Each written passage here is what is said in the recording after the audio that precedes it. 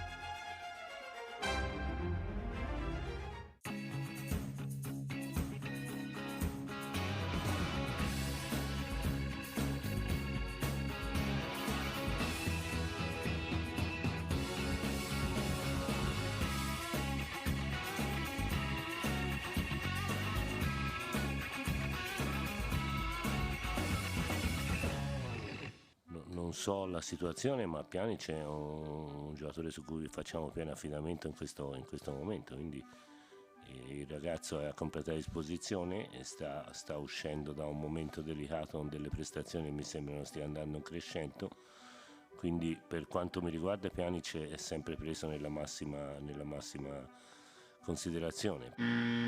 Yo le dije el otro día a él que esperamos de él y además no tengo ninguna duda del mayor compromiso hasta el último día que esté aquí, y esto es lo que él ha manifestado. Él todavía es jugador del Barcelona hasta que termine el último partido de esta temporada, y él se ha comprometido personalmente con que va a ser uno más, con que va a dedicarse de pleno a conseguir los objetivos que tenemos planteados.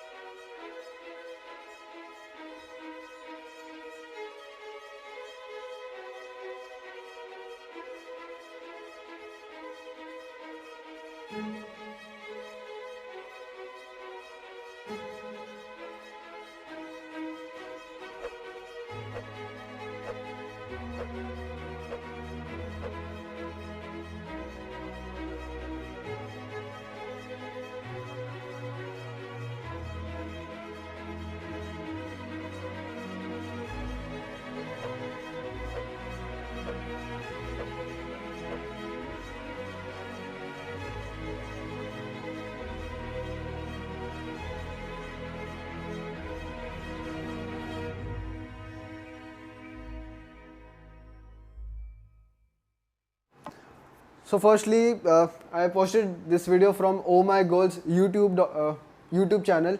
Let's begin. Barcelona and Juventus. So both these clubs were involved in the swap, as we all know, and you will know from Oh My Goals video that Barcelona needed to raise $79 million, which is the equivalent of around 70 million euros. Why is that, you're asking? Because UEFA's rules, FFP rules, do not allow a club to make a loss of more than 30 million euros in the 3-year assessment period. So which basically means that FFP, UEFA does undergo FFP checks on all clubs, and clubs for a 3-year assessment period cannot report aggregate losses of more than 30 million euros if those are backed by the owner. If those are not backed by an owner or a related party, it is limited to 5 million euros. Barcelona were required to do that because of the massive losses that they have faced because of the coronavirus, like all other clubs, and the high wage that they pay to all their players. So Barca were required to raise the amount, and they've done so magically by selling Arthur for 80 million euros, and they will return this money, 70 million of this money, to Juventus. But there's a twist in the case. When you buy players, UEFA wants you to amortize the players. So if there are any commerce students watching this video, it may sound like depreciation of an asset, but I think it's more of writing off a revenue expenditure over a period of time, like 4 or 5 years. So basically, player amortization means that every year the club writes off a certain amount of the player's value as an expense. So let's say, like right now, Juventus have signed Arthur for 80 million euros, and let's say it's a 5-year contract.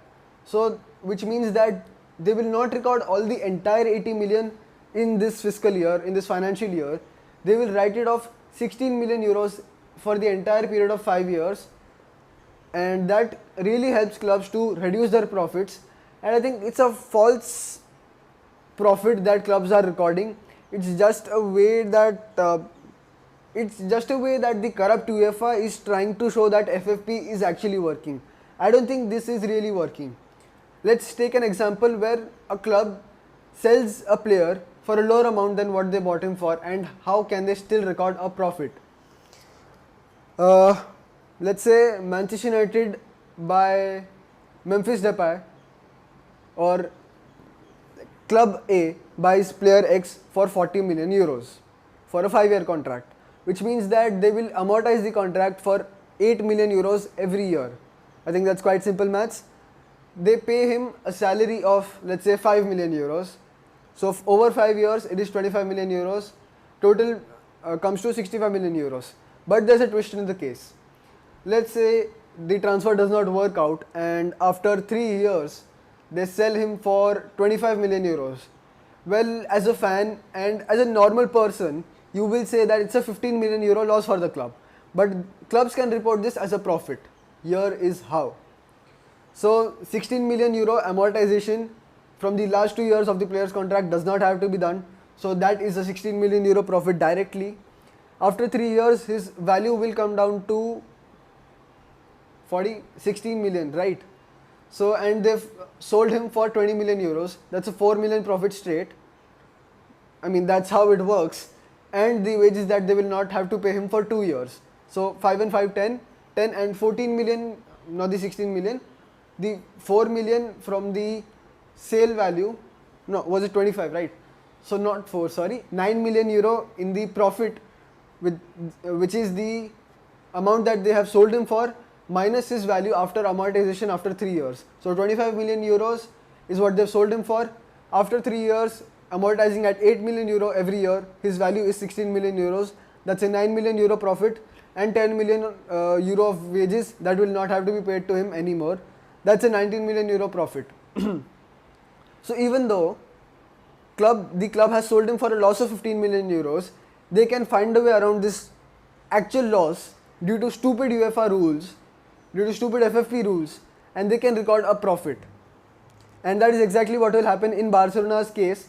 I know they've only raised 10 million, which is the net difference between Arthur's sale and Pjanic's purchase, but because of player amortization, Barca will only have to write off 70 divided by 4, I think it's a 4-year contract. So 17 million euros will only have to, 18 million euros will only have to be written off in this financial year.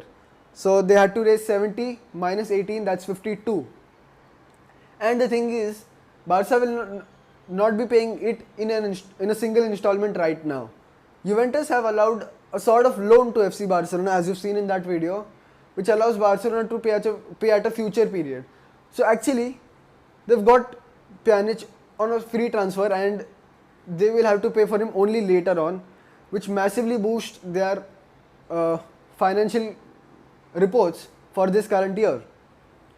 Also, this deal does make sense. It's not exactly scandalous, but it does make sense for both these clubs.